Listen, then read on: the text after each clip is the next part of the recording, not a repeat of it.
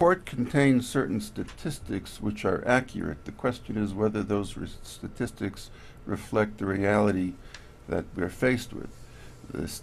Relying on statistics alone doesn't give the whole picture. Statistics only reflect the kinds of questions or premises you base these statistics on. That's number one. Number two, the report, I believe, mistakes the number of documented terrorist plots and terrorist indictments with the threat of terrorism on U.S. soil.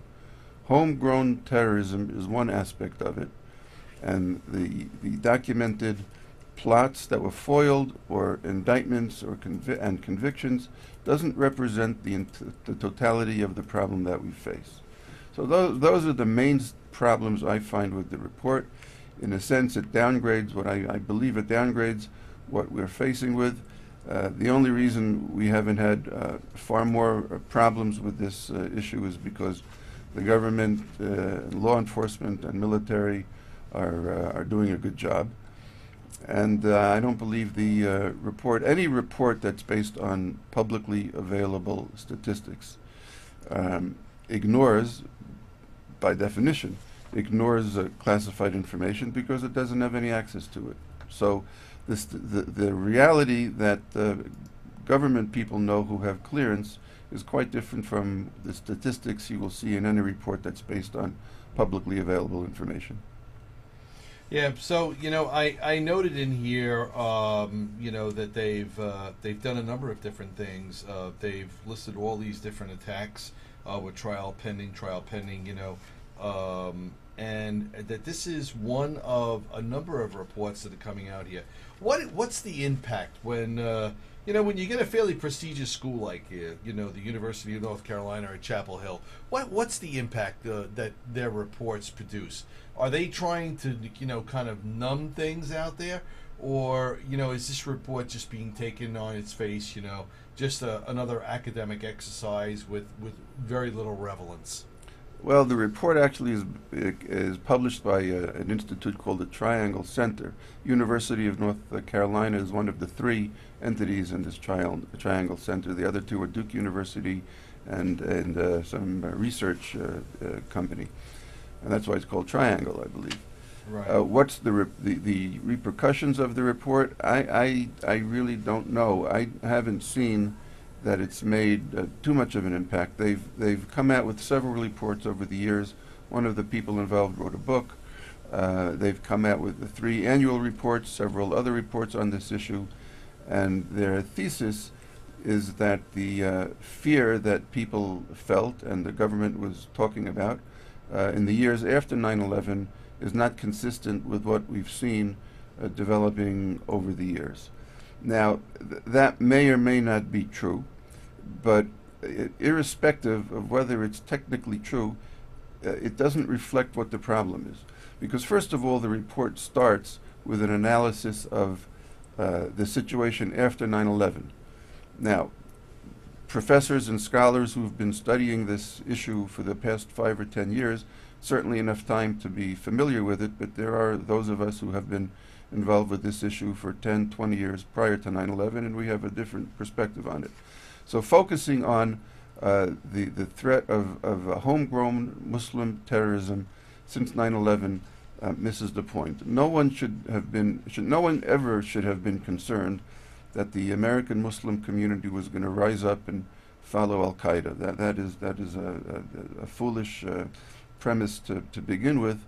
I think it's reasonably well known in the industry that American Muslims, by and large, cooperate with law enforcement, even though there are some national Muslim organizations that are trying to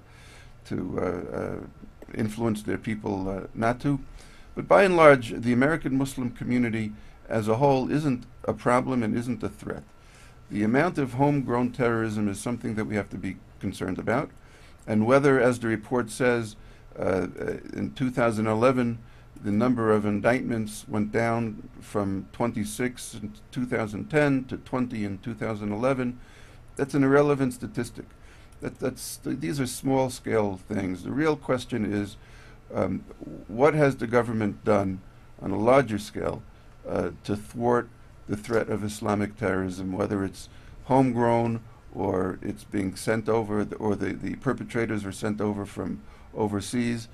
One major catastrophic attack a decade is far more significant than the several dozen a year of plots and indictments that may go up or down a couple of numbers, and that's what the report's focusing on. All right, Richard, we're just about up on time here. We certainly appreciate you making the contributions here. We hope to hear more from you in the future on this particular topic as well. We think this is, something that we definitely want to, focus in for here at New York City Infragard. And, quite frankly, to have a subject matter expert such as yourself available to us to kind of give us, the give and go on all these different reports.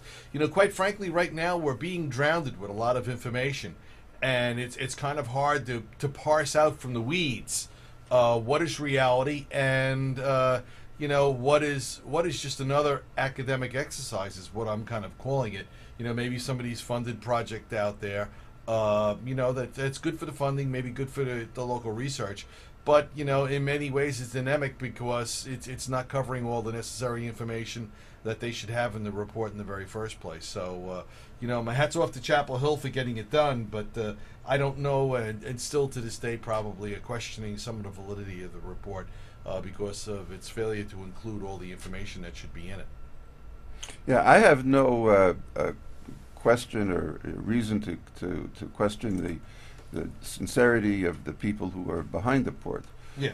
I just have issues with the nature of the report and how it was constructed and some of their what they emphasized and some of their conclusions.